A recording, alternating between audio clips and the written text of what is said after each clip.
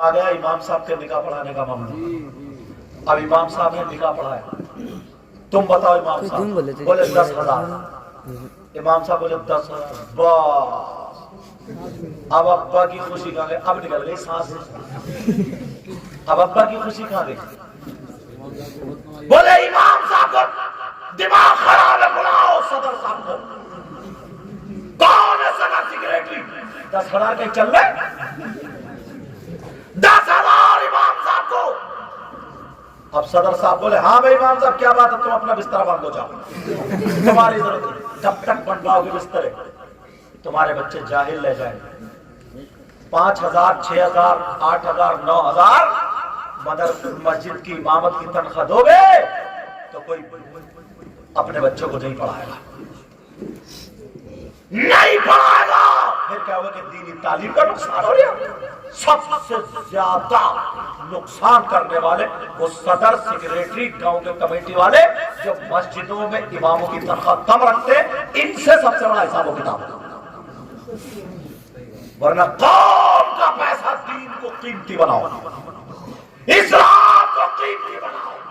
سب سے بڑا حساب ان کو دینا ہوگا. آپ سب میں پھیل گئی بات، امام نے 10,000 مانگ لیے، باپ بھی بگڑ گیا. صدر صاحب آئے ہٹاؤ، وہ آئے ہٹاؤ.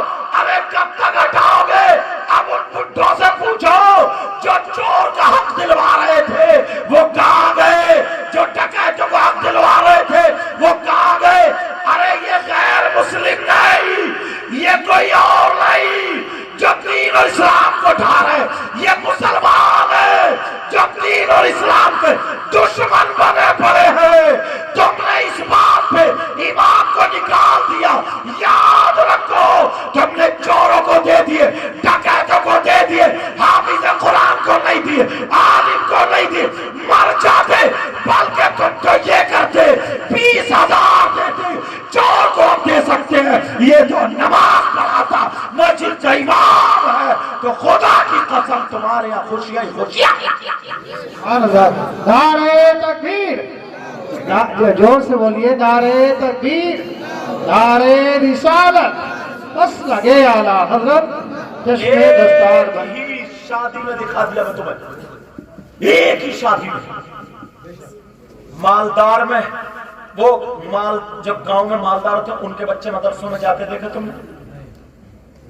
الا ماشاءاللہ مشکل سے. اسکولوں میں سب، میں یہ نہیں کہتا کہ اسکول مت پڑھاؤ، پڑھاؤ، مگر دین اور اسلام کو سستا مت کرو، سستا مت کرو، سستا مت کرو. اور اگر تم نے سستا کر دیا، اور اگر تم نے سستا کر دیا تو پہلے مجرم تم ٹھہرو گے. بعض صدر مدرسوں کے جو ہے نا سیکریٹری مدرسے کے پیسے پہ ناک بنے ہوئے بیٹھے ہیں. میں بھی مدرسوں کی دنیا سے نکل کے آیا ہوں. ناک بنے ہوئے بیٹھے ہیں. صحیح بتا رہا ہوں، 3-3 4-4 لاکھ روپے مدرسے کے زکات اکٹھی کی ہوئی لوگوں کی پیسہ اکٹھا کیا ہوا، اور وہ انہیں کیا حساب دینا نہیں ہے؟ حساب دینا ہوگا. اس لیے دین کو اوپر اٹھا. اماموں کی تنخواہ اگر تم نے بڑھائی نا تو ایک تو تمہیں ثواب ملے گا، دوسرا دین میں مدد کرنے والے تم ہو جاؤ. اور دین کی مدد کرو زبان سے، اور زبان سے، روپیے سے روپیے سے، تلوار سے اور تلوار سے. اور ناریے دین کی مدد کرو. اب دیکھا تم نے یہ حالات. حضرت ایک جگہ نا اتنا دکھ ہوا، میں بولتا کیوں اس لیے معلوم ہے، اتنا دکھ ہوا یار. امام صاحب 8 دن میں گھر جاتے ہیں. تم خود سوچو 8 دن اپنے بیوی بچوں سے اگر جدا رہو گے تو سب کے بچے چاہتے ہیں نا ہمارے پاپا آئیں تو ہمیں کہیں لے کے جائیں. سب کے بچے ہوتے ہیں یار. وہ تو بچے کو کیا پتا میرا ابا مولانا بن گیا یا کیا بن گیا، کہ اسے کیا پتا. اسے تو یہ پتا امی ان کے ابو آئے تھے، وہ خالہ کے گھر لے کے گیا، ان کے لے گئے. اپنے ابو کب آئیں گے؟ اماں سے ایسے سوال کرتے. اماں تسلی دیتی بیٹا جمعرات کو آئیں گے، جمعرات کو آئیں گے. اور تمہارے یہاں کسی جمعرات کو فاتح ہو گئی؟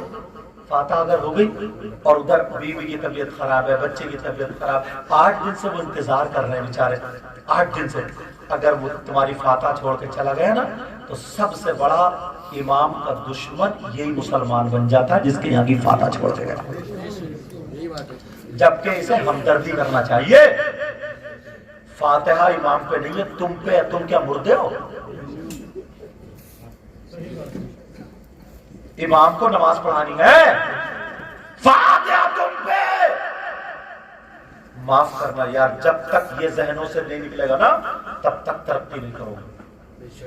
جانے کتنے اماموں نے نا، اچھے اچھے عالموں نے اپنا راستہ بدل دیا۔ کاروبار، میرے پاس اچھے اچھے ذہن کے پڑھنے والے بچے سمجھے تو بڑے بڑے لگتا تھا کہ کیا جیسے پڑھا دوسرے دن کو ویسے لا کے سنا دیا کرتا، انہوں نے بھی اپنے راستے بدل لیے۔ کتنے مولویوں نے راستے بدل لی۔